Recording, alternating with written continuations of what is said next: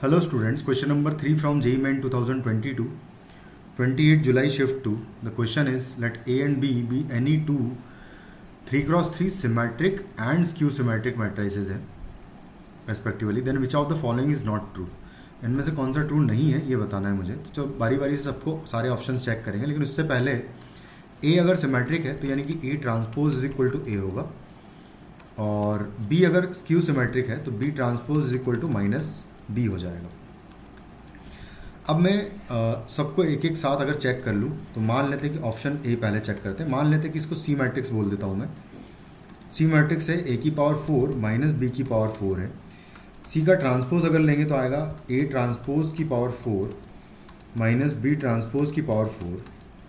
तो A transpose will be ए, तो ए की पावर 4 हो जाएगा, माइनस यहाँ पर आएगा माइनस बी की पावर 4 आएगा। तो अगर इवन पावर है तो ये वापस सेम, क्योंकि इवन पावर है तो नेगेटिव हट जाएगा, तो यहाँ पर वापस सेम मैट्रिक्स आपको सी मैट्रिक्स मिल रही है।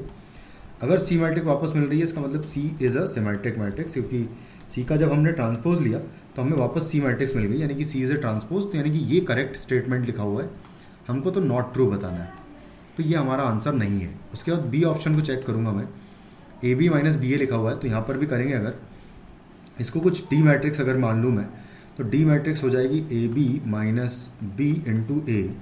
डी का भी ट्रांसपोज लेंगे अगर तो आएगा A B minus B A का होल का ट्रांसपोज आएगा, और उसके बाद फिर ये डिस्ट्रीब्यूट हो जाएगा ए बी और बी ए में। तो ए बी का ट्रांसपोज माइनस बी ए का ट्रांसपोज आएगा। ए बी का ट्रांसपोज होता है B transpose into A transpose, and minus यहाँ पर आएगा A transpose into B transpose.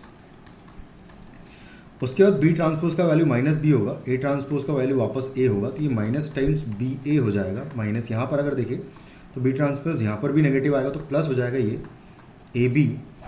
तो उसको अगर प्रॉपर वे में फिर से लिखा जाए तो ये लिखा हुआ है ए बी माइनस बी ए लिखा हुआ है, और वापस सेम मैट्रिक्स आ गया डी। तो इसका मतलब डी भी क्या हो जाएगा, एक सिमेट्रिक मैट्रिक्स हो जाएगी। ये भी सिमेट्रिक है, यानी कि सेकंड स्टेटमेंट भी करेक्ट लिखा हुआ है, तो हमारा आंसर नहीं है। ठीक है, सी को चेक करेंगे तो सी में लिखा हुआ है कि बी की पावर 5 माइनस ए की पावर 5 है। तो इसको मैं ई बोल देता हूँ मैट्रिक्स। तो ई मैट्रिक्स है ए की पावर 5 माइनस बी की पावर 5 माइनस ए की पावर 5। तो यहाँ पर मैं ई का ट्रांसपोज लूँगा अगर तो आएगा बी ट्रांसपोज की पावर 5 माइनस ए ट्रांसपोज की पावर 5।